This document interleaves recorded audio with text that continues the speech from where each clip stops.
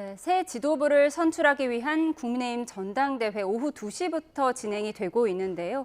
대선 패배 이후 비대위 체제를 거쳐서 약 석 달 만에 공식 지도부가 들어설 예정입니다. 지금 현장 화면을 보고 계신데요. 네, 청년 최고위원에 대한 결과 발표가 있을 것으로 보입니다. 화구여 선거관리위원장이 포디움에 올라서 지금 발표를 하려고 하고 있는 모습을 보고 계십니다. 네.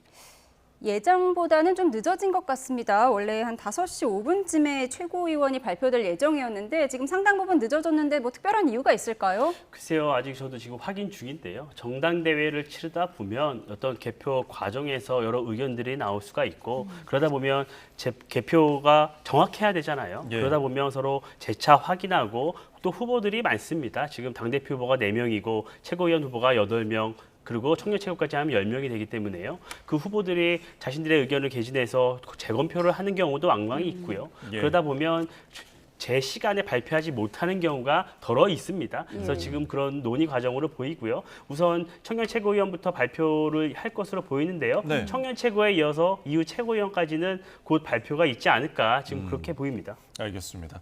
저희 김상일 정치평론가와 이민찬 국민의힘 미디어특위 부위원장과 함께 계속해서 국민의힘 전당대회 이야기 좀 짚어보고 있습니다.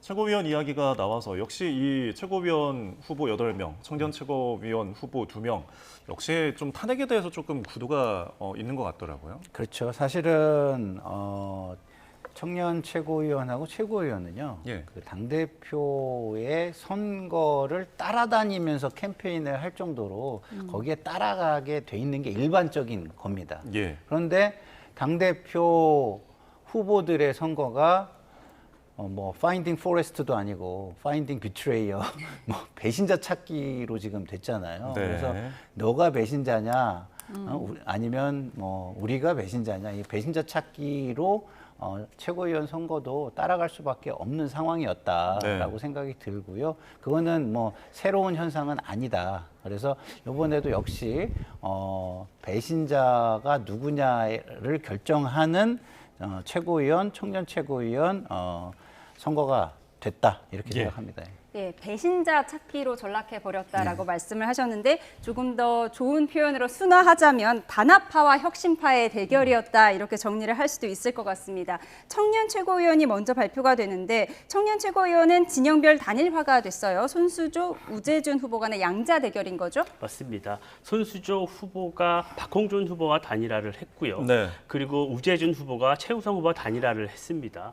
그렇게 4명에서 2명으로 대결이 구도가 좁혀졌기 때문에 탄핵에 대한 입장을 두고 좀 더 선명한 투표가 이뤄질 것으로 보여요. 근데 두 후보가 토론을 얼마 전에 했습니다. 예. 그 토론을 지켜보면요. 이 탄핵에 대해서 무조건적인 반대 찬성 이런 개념을 조금 뛰어넘는 입장이 있습니다. 그러니까 대통령이 초유의 사태, 비상계엄에 대해서 당내 인사 중에 그 누구도 그 비상계엄을 옹호하지 않습니다. 당내 주요 인사 중에는 비상계엄은 잘못됐다는 걸 모두가 한 목소리로 비판을 하고 있죠. 예. 그런데 과연 그 난국을 헤쳐나가는 방법이 탄핵밖에 없었느냐? 이 문제에 대해서 지금 여러 후보들과 주자들이 입장이 좀 갈리고 있는 것입니다. 탄핵이 아니라 뭐 대통령의 어떤 하야에 대한 조기 대선이나 여러 네. 가지 그 당시에 논의됐던 이슈들이 있었거든요. 왜 그런 좀 더 나은 선택을 하지 못했느냐? 왜 우리 내부에서 또 탄핵에 동조했느냐? 이 다툼이 있는 것이죠. 그런데요, 이 대통령 탄핵 이 초유의 상황입니다. 물론 과거에 한번 있었지만 이 이후에 치러지는 전당대회에서요. 야당 내에서 노선 갈등이 없을 수는 없어요. 어떤 식으로 이 갈등을 봉합하고 당이 나아가야 할 것이냐, 어떻게 이 난국을 돌파해야 될 것이냐를 두고 당 내에서 여러 노선 갈등이 있는 것입니다. 이 갈등의 정점에 전당대회가 있는 것이고 예. 이 전당대회에서 누구를 당원과 국민이 선택해 주시느냐, 그러면 그 사람을 중심으로 우리가 당을 혁신하고 새롭게 나아가는 것이죠. 그럼 그 대열에서는 그 누구도 찬반이 있을 수 있겠지만 조금 더 나은 방향을 위한 대안 제시의 형식으로 당의 이제 대열에 동참을 해야 한다. 저는 이게 당원과 국민의 명령이다. 이렇게 예. 생각을 합니다. 알겠습니다. 잠시 후에 이제 최고위원이 어떻게 결과가 나올지 들어오는 대로 전해드리도록 하겠는데 8명의 후보 중에 이제 4명이 선출이 되게 됩니다. 네. 지금 4강으로 김근식, 김민수, 김재원, 신동욱 후보 이렇게 4명이 꼽히고 있더라고요. 네. 이 부분은 좀 어떻게 보세요? 뭐 같은 말을 계속 반복하게 돼서 되게 죄송한데요. 예. 지금 우리 위원장님께서는 노선 갈등이라는 표현을 써주셨어요.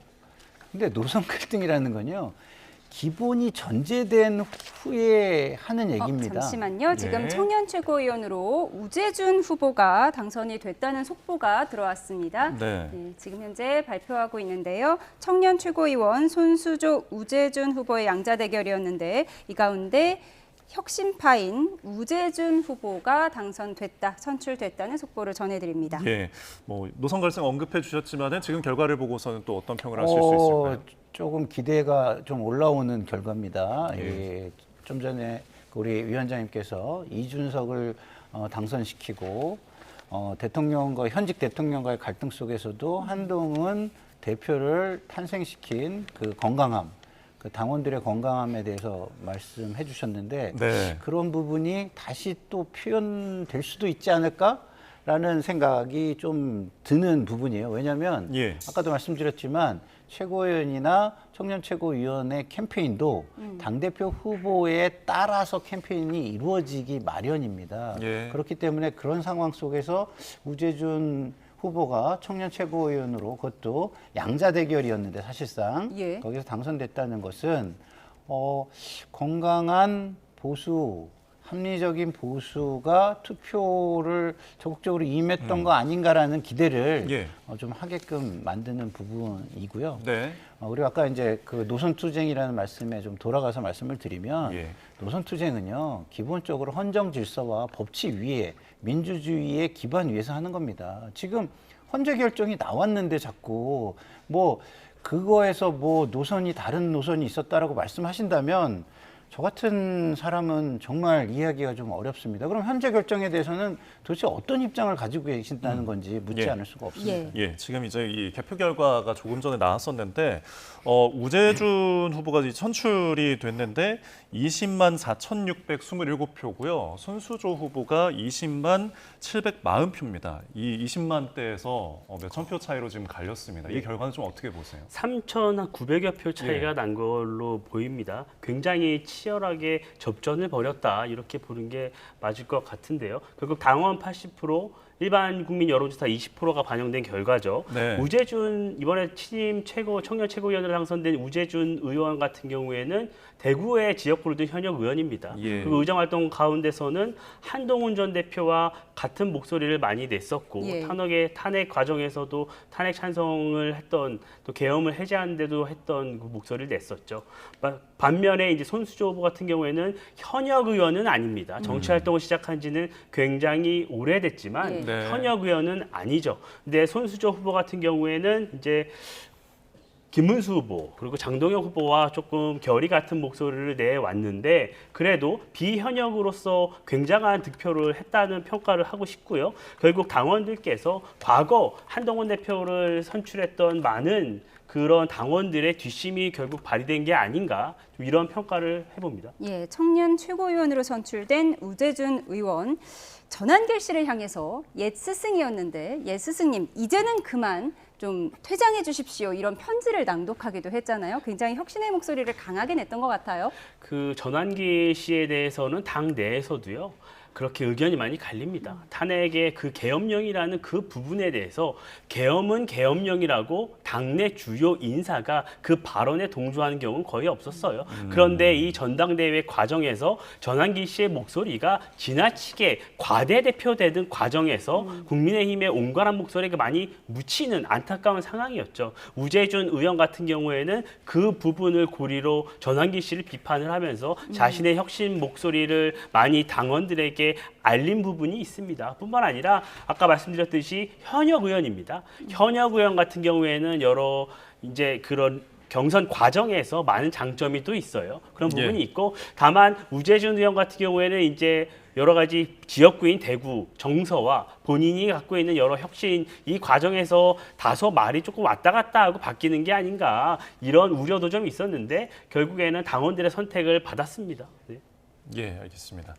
자, 지금 계속해서 최고위원에 대한 발표가 이어지는 것 같습니다. 이 결과는 좀 어떻게 받아들이십니까? 뭐 청년 최고위원 결과하고 좀 약간 네. 엇갈리는 결과네요. 사실상 한동훈 전 대표와 그 같은 주장을 하는 후보들을 배신자로 몰았던 세력이 득세하는 모양새를 좀 가지고 있어서 이러면 이제 뭐 최고위원과 여성 최고위원은 그렇게 선출을 했는데 예. 최고위원은 사실상 뭐랄까요 주류 세력을 선출을 했다. 네. 그러면 대표는 어떻게 선출할 것인가? 대표는 주류가 아닌 사람을 선출하기 위해서 예. 견제의 의미로 주류를 최고위원으로 선출을 하고 비주류를 대표로 앉히려고 하는 건가? 라는 이런 기대를 끝까지 놓지 않고 보도록 하겠습니다. 예, 알겠습니다. 청년 최고위원과 여성 최고위원은 대표적인 찬탄파였던 우재준 의원과 양양자 후보가 선출이 된 반면에 나머지 최고위원 자리는 반탄파 그리고 또 그동안 강성 지지층의 호소해온 후보들이 선출이 된 것 같습니다. 우재준 후보 같은 경우에는요, 이 경선 과정에서 다소 온건한 모습을 많이 보였습니다. 탄핵에 찬성하지만 그 이유가 무엇인지, 왜 그렇게 당이 가야 하는지에 대해서 자신의 입장을 좀 온건하게 설명을 했었죠. 반면에 김근식 후보 같은 경우에는 연설을 하는 과정에 이 당원들과 설전을 벌이기도 했고 다소 갈등이 있는 모습이 좀 있었어요. 예. 그런 게 어떤 당심에 좀 영향을 미친 게 아닌가 이런 생각이 좀 들고요.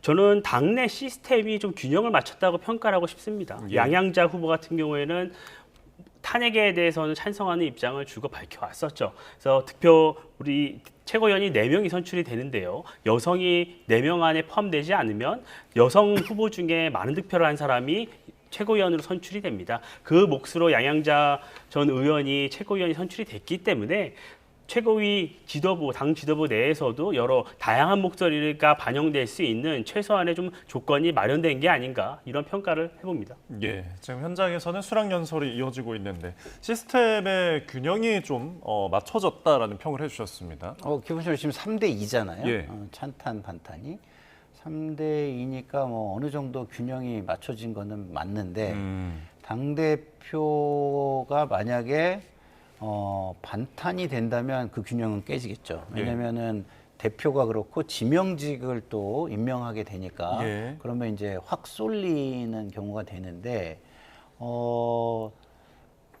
찬탄파가 만약에 된다면 어느 정도 균형을 맞춘 아주 절묘한 선거 결과 정말 집단지성이라는 것이 국민의힘에 있다라고 볼 수 있는 결과가 도출되는 모습이고 예. 그렇게 된다면 민주당은 상당히 위기감을 좀 가질 수밖에 없는 상황이 아닐까 이런 생각이 드네요. 예, 예. 말씀하신 대로 이제 당 대표가 잠시 후에 발표가 되는데 사실 대표가 누가 되더라도 이 강성인 정청래 민주당 대표 또 추미애 법사위원장을 상대해야 하거든요. 정청래 대표 같은 경우에는 지금 악수도 하지 않겠다라고 하면서 근데 민주당 패널분들이 얘기를 하는 걸 보면 정청래 대표조차도 만약 찬탄파 후보가 당 대표가 된다면 강성 모드가 좀 바뀔 것이다 이런 분석도 내놨었거든요. 글쎄요, 집권 여당 당대표의 정치적인 운신의 폭이 야당 대표가 누가 선출되느냐에 따라 달라져야 할까요?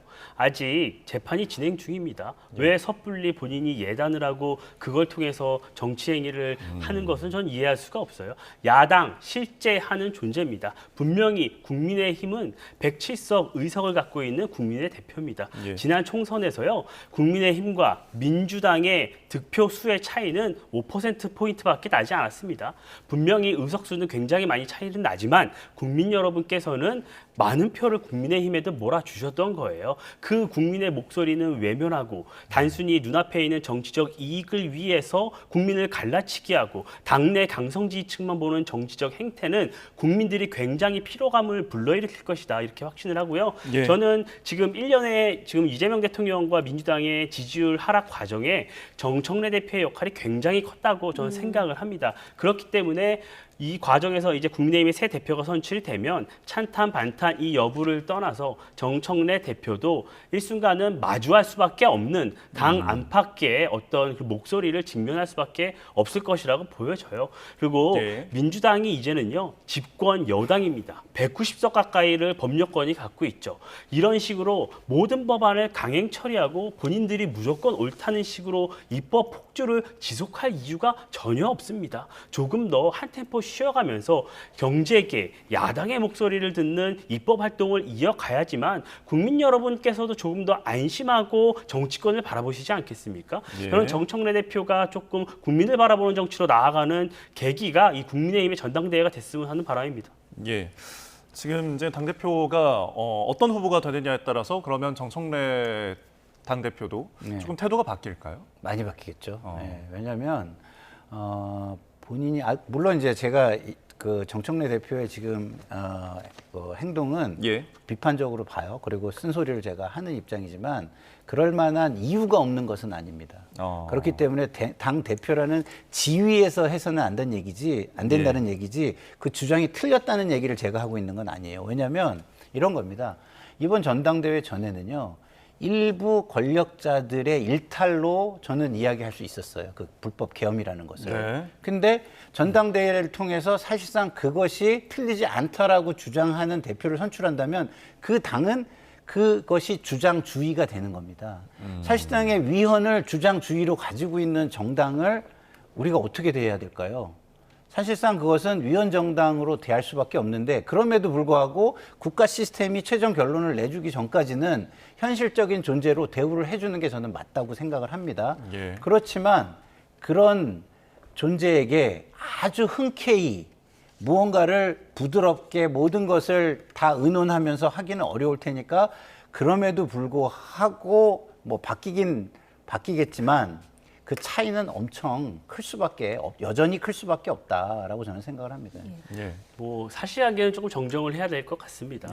저희 전당대회 과정을 열심히 보면 김문수 후보나 장동혁 후보 역시 예. 비상계엄에 대해서는 적절하지 못했다는 입장을 명확히 하고 아니 있습니다. 헌재 결정에 대해서 여쭙는 겁니다. 말씀드릴게요. 비상계엄에 대해서 민주당이 아무리 입법 폭주를 하더라도 그에 대항하는 수단으로서의 비상계엄이 옳았느냐 이 부분에서 동의하는 사람은 없습니다. 뿐만 아니라 헌법재판소의 만장일치 탄핵 결정 이 또한 존중하고 있습니다. 실제하는 것이죠. 국민의힘이 그거를 부정한다고 부정할 수 있는 게 아니잖아요. 예. 다만 그 과정에서 여러 우려되는 대목이 있었고 당 내에서 불만 갖는 계층이 그 당원들이 분명히 존재를 하는 것입니다. 그러면 앞으로 이 토대 위에서 당이 어떻게 나아갈 것이냐를 지금 논의하고 있는 것이죠. 말씀하신 대로 그럼 계몽령이나 이런 걸 주장하는 목소리는 일부 당원의 목소리지 당 주주의 목소리가 아닙니다. 이런 거죠. 민주당 같은 경우에는 어떤 대법원 판결이 내려진 이 당내 인사에 대해서도 그 대법원 판결조차 부정합니다. 그런 과정을 굉장히 많이 보여주고 있어요. 이 부분을 비판하는 것도 본인들은 대법원 판결을 부정하는 것도 정치 행위로서 하고 있는 것입니다. 하지만 민주당이 그 대법원 판결을 바꿀 수 있는 없지 않습니까? 예. 똑같은 거라고 봐요. 그 탄핵이라는 그 헌재의 결정을 국민의힘이 부정하거나 뒤집을 수 없습니다. 다만 과거의 잘못, 그 결정 내에서 이후에 우리가 어떻게 당을 이끌어가고 어떻게 당을 단합해야 하는 것인가. 왜냐하면 그 이후에 조기 대선이 있었고 이재명 정부가 출범을 했습니다. 이재명 정부가 보여주는 여러 가지 야당에 대한 태도, 정청래 대표가 보여준 야당에 대한 태도 이런 부분을 과연 야당이 이렇게 갈라져서 이렇게 대여 투쟁하는 게 맞는 것인가 이런 의문이 있는 것이죠. 예. 이런 과정이라는 말씀을 드리는 겁니다. 저는 거기에 반박을 할 수밖에 없는 게요. 계엄과 탄핵을 분리한다는 것 자체가 논리적이지 못합니다. 불법 계엄이었고 위헌 계엄이었기 때문에 헌재가 결정을 한 겁니다. 대통령 파면이라는. 근데 지금 이 전대는요. 헌재의 결정에 대해서 반대한다, 찬성한다의 의견을 가지고 공식적인 입장을 정하는 것과 다름없는 선거를 치르고 있습니다. 예. 근데 민주주의의 가장 최종 결정은 선거입니다. 근데 선거를 통해서 헌재 결정에 반대한다라는 것이 공식화된다면 그거는 위헌정당이라는 말을 들어도 저는 그것에 대해서 뭐라 할 수 없다라는 게 제 개인적인 주장입니다. 그런데 이렇게 공식화, 구조화된 위헌을 공식화하고 그다음에 구조화한 정당을 어떻게 대법원 판결을 공식화하거나 구조하지 않은 거와 비교를 해서 말씀하시는데 언제 민주당이 대법원 판결을 공식화하고 그다음에 구조화해서 반대를 했습니까? 그거는 좀 과장이라는 생각이 듭니다. 알겠습니다. 비상계엄에 반대하고 헌재 탄핵 결정을 존중하는 건 찬탄파 반탄파 할 것 없이 국민의힘의 한 목소리라고 주장을 하셨고 비상계엄과 탄핵을 떨어뜨려서 생각할 수는 없다고 하는 반론까지 들어봤는데요. 지금 현재는 최고위원으로 선출된 부분에 대한 지금 수락 연설이 있는 것 같습니다. 이에 대해서 좀 보면 신동욱 의원이 수석 최고위원이 된 거예요. 아무래도 인지도가 좀 높았기 때문에 이 부분이 작용한 거라고 봐야 할까요? 그렇죠. 오랜 방송 기자 생활을 했고 앵커 생활을 오래 했기 때문에 예. 또한 이 경선 과정에서 여러 가지 조금 품격 있는 투쟁을 하겠다는 구호를 내걸었습니다.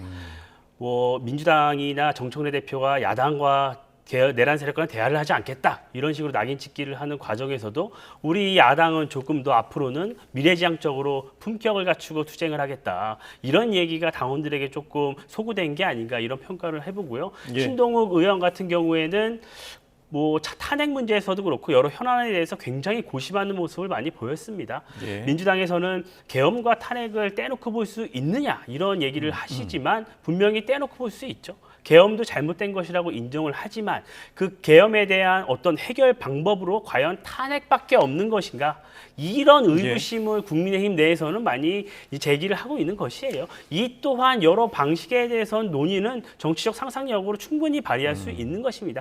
그런데 이미 탄핵으로 넘어갔고 그 과정에 대해서 우리가 부정하지 않는다. 인정하고 받아들일 수밖에 없다. 그 토대 위에서 신동욱 후보 같은 경우에는 품격 있게 대여 투쟁을 해서 이재명 정부의 실정, 이재명 정부의 폭정에 대해서 국민 여러분께 알리고 국민의힘이 좀 더 일신을 면모해서 새로운 모습으로 국민의 사랑을 받는 정당으로 다시 만들겠다. 이렇게 예. 주장을 해서 당원들의 선택을 받은 것으로 보입니다. 알겠습니다. 이 투표 결과에 대해서 좀 짚어보겠는데, 그러니까 신동욱 의원이 수석 최고위원으로 새롭게 이제 선출이 되면서 17만여 표를 이제 득표를 했고요. 그리고 김민수 후보가 15만여 표, 양향자 후보가 10만여 표, 김재원 이제 신임 최고위원이죠. 9만여 표를 득표를 했습니다. 그러니까 네, 이렇게 해서 수석 최고위원회는 신동욱 의원이 선출이 된 것이고요. 다시 한번 정리해드리면 청년 최고위원회는 우재준 의원이 선출이 된 상황입니다. 지금 현재 최고위원들의 수락 연설이 진행이 되고 있고요. 이 수락 연설이 끝나면 당대표가 누가 될지 발표가 됩니다. 다만 오늘 과반 득표자가 없을 경우에는 26일 1, 2 결선 투표가 이어질 것으로 보입니다. 네, 과연 이제 관전 포인트는 과반 득표 50% 이상을 달성한 후보가 나올 것인가라는 부분인데 지금 황우여 선거관리위원장이 곧 발표를 할 것으로 보입니다. 예. 오늘 당대표 결선 투표가 발생 상황을 하게 된다면 순위와 득표율은 발표가 되지 않는다고요? 예, 그렇습니다. 보통 이 경선 과정에서 이 당 대표 같은 경우에는요 순위가 득표는 발표되지 않습니다. 왜냐면 이게 결과적으로 그 한 명이 선택이 되면 선출이 되면 그때는 이제 몇 퍼센트를 득표했는지가 나옵니다. 그런데 이 결선 투표가 있기 때문에 결선 투표로 가기 전에는 3, 4위 후보가 누구고 몇 퍼센트를 득표했는지까지는 나오지가 않고 네. 결선 투표 결과가 향후에 두 분의 후보가 어떤 결과로 몇 퍼센트 포인트를 득표를 했는지 이 부분이 추후에 공개가 되는 시스템입니다. 예, 지금 현재 발표가 진행되고 있는데요. 과반 득표자가 없다고 합니다. 그렇다면 결선 투표 26일까지 지켜봐야 할 것으로 보이는데요. 1, 2위 후보 누가 결선으로 갈지는 잠시 뒤에 발표될 걸로 보일 수 있습니다. 네, 지금 과반 득표자가 없다는 거는 그만큼 경쟁이 치열했다라고 볼 수가 있는 거겠죠. 그럴 수도 있고 뭐 만약에 찬탄파 2명이 올라갔다면 경쟁이 치열한 것은 아니었었겠죠. 왜냐하면 같은 생각을 가진 사람들끼리 선출을 할 때 반이 넘기는 그렇게 쉽지는 않거든요. 예, 현장 저희 한번 보겠습니다. 현장 화면 들어보겠습니다. 장동혁 후보입니다. 이상으로 투표 및 개표 결과 발표를 마치겠습니다. 감사합니다. 네, 황우여 선거관리위원장님께서 개표 결과를 발표해 주셨습니다. 여러분, 선거관리위원장님께 다시 한번 큰 박수를 부탁드립니다. 결선에 진출을 하게 됐습니다. 이렇게 되면 반탄파 두 후보가 결선에 가서 당대표 여부를 가르게 됩니다. 네. 기존에 좀 관측하고 좀 비슷하게 나온 결과인 것 같습니다. 그렇죠. 기존의 여러 여론조사에서 보였던 수치와 크게 다르진 않는데요. 저는 이 두 후보가 선출된 것도 좀 의미 있다고 봅니다. 결국에는 아까 말씀드렸듯이 우리 당원들의 선택이고 국민의 선택이기 때문에요. 탄핵에 찬성한다, 반대한다 이렇게 모든 내용을 단순화하기에는 이 정치 상황이 그렇게 단순하지가 않습니다. 이 두 후보가 이 경선 과정에서 보여줬던 자신의 어떤 당을 앞으로 어떻게 운영할지에 대한 비전 이런 것들을 보고 당대표를 아마 우리 당원들께 선택을 해주셨을 거라고 보는데요. 김문수 후보 같은 경우에는 당을 좀 통합하고 단합하겠다. 단일 대우로 대여 투쟁으로 나가겠다는 목소리를 일관되게 외쳤습니다. 그리고 특검이 당을 압수수색을 들어왔을 때도 가장 먼저 당사로 달려가서 그런 투쟁을 하는 모습을 보였었죠. 장동혁 후보 역시 이제 탄핵에 대해서 문제점을 제기했지만 가장 많이 외쳤던 구호는 당대표가 끝이 아닌 당대표가 시작인 후보를 선택해달라는 내용이었어요. 그래서 결국 당대표가 당대표를 시작으로 국민의힘을 변화시키고 쇄신하지 않으면 우리 다 죽는다. 네, 이렇게까지 얘기를 했습니다. 지금 두 후보가 리프트를 타고 무대 위로 올라왔고요. 잠시 후에 이제 연설을 할 예정입니다. 네, 최종 결선에 올라간 두 명의 후보, 김문수 후보와 장동혁 후보가 최종 후보 2인으로서 발언할 것으로 보입니다. 잠시 후에 어떤 내용을 전할지 좀 들어보도록 하겠습니다. 예, 김앤장, 김문수, 장동혁 후보가 결선에 오를 거라는 분석이 많이 있었는데요. 예상대로 대표적인 반탄파 두 후보가 결선으로 가게 됐습니다. 네. 지금 꽃다발을 받았고요. 이제 잠시 후에 연설을 들어보도록 네, 하겠습니다. 김문수 후보가 먼저 연설을 하겠습니다. 자랑스러운 당원 동지 여러분, 국민 여러분, 저를 최종 후보로 선택해 주셔서 감사드립니다. 혁신을 외치신 우리 안철수 후보님, 그리고 조경태 후보님의 열정 잊지 않겠습니다. 함께 뛰어주신 우리 장동혁 후보님, 우리 결선에서 다시 한번 훌륭한 말씀을 많이 나누도록 하겠습니다. 지금 이재명 독재 정권의 칼끝이 우리 목을 겨누고 있습니다. 이재명 특검은 당원 명부를 강탈하려고 두 번이나 우리 당사에 들이닥쳤습니다. 날마다 우리 동지들이 압수수색 당하고 있습니다. 이재명 독재 정권을 국민의 힘을 해산시키려 하고 있습니다. 이런 엄중한 때 우리끼리 분열하면 되겠습니까? 함께 우리 당을 지킵시다. 위기에 처한 우리 대한민국 자유민주주의를 굳건하게 지켜나갑시다, 여러분. 제가 앞장서서 투쟁하겠습니다. 저는 9박 10일 동안 당사를 지키며 특검을 물리쳤습니다. 제가 선봉에 서겠습니다. 저 김문수는 전당대회 기간 내내 단결을 외쳤습니다. 우리 당과 500만 당원 동지 여러분을 지켜내겠습니다. 동지 여러분, 범죄자 이재명 독재 정권을 막는 의병이 되어 주십시오. 107명 의원과 500만 당원이 합심해서 국민과 함께 싸웁시다. 이재명 독재 정권을 반드시 무너뜨립시다, 여러분. 저는 아무것도 가진 것이 없습니다. 하지만 민주주의를 사랑하는 뜨거운 피가 있습니다. 투쟁 현장에서 동지들과 함께 흘릴 땀방울이 있습니다. 그리고 우리 당과 대한민국을 위해서 흘릴 눈물이 준비되어 있습니다. 피와 땀과 눈물을 흘릴 준비가 되어 있는 저 김문수와 함께 갑시다, 여러분. 이재명 독재 정권을 끝장냅시다.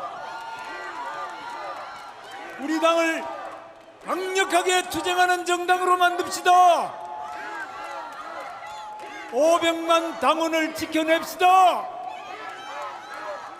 우리 자유민주주의 대한민국을 지켜냅시다.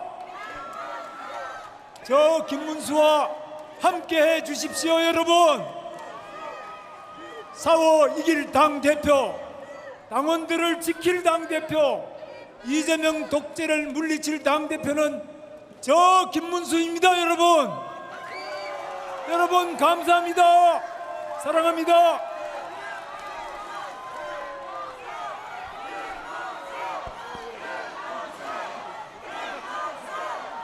다음으로 장동혁 후보님의 말씀을 듣겠습니다.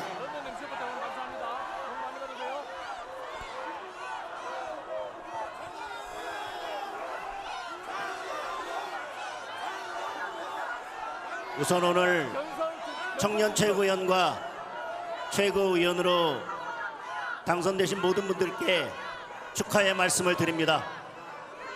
그리고 지금까지 함께해 주셨던 모든 후보님들께도 감사의 말씀을 드립니다. 그리고 당대표 선거에 함께 나서주셨던 안철수 후보님과 조경태 후보님께 고생하셨다는 말씀을 드리겠습니다. 여러분, 제가 오늘 이렇게 결선 무대에 서게 된 것 자체가 기적입니다. 당원 여러분들께서 만들어주신 기적입니다. 낡은 조직이 아니라 우리 당원 여러분들의 뜨거운 가슴이 모여서 만든 기적입니다. 여러분, 이제 한 번의 선택만이 남아 있습니다. 낡은 투쟁 방법을 선택할 것인지 새로운 투쟁 방법을 선택할 것인지 그 선택이 남아 있습니다.